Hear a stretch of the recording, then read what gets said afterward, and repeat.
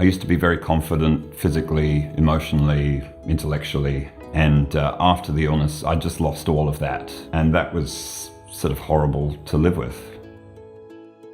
I was diagnosed with Crohn's disease when I was 14 years old. Crohn's disease comes in, I guess, what we call flares. For weeks or months at a time, you can have very heavy symptoms. I had a lot of pain. I'd get these terrible stomach cramps where I'd double over and feel like I was knotted up, and I had to go to the toilet all the time. When I was really sick, I wouldn't leave the house unless it was for a doctor's appointment. So I was basically housebound for a year or two at a time.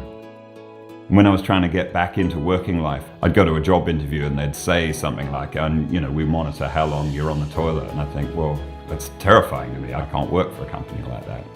It had a big impact on my life because I was too embarrassed to talk about it. So I was sort of suffering in silence, this horrible pain. It was just incredibly lonely and miserable.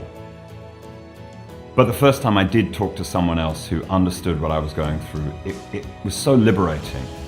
I felt like I finally understood what it was I was living with and what other people are living with. And the more I talked to other people, the better I felt about myself and my illness. I just made a decision that I wasn't going to feel ashamed, that I was going to accept myself and embrace myself and love myself. It transformed my life. If there's someone out there who's afraid to talk to someone else about how they're feeling, first of all, I understand that fear. I felt afraid. I was afraid for 15 years. Talking about it is one of the best things you can do for your sense of self.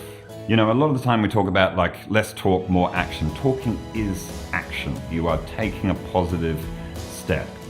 And there's really nothing to be afraid of.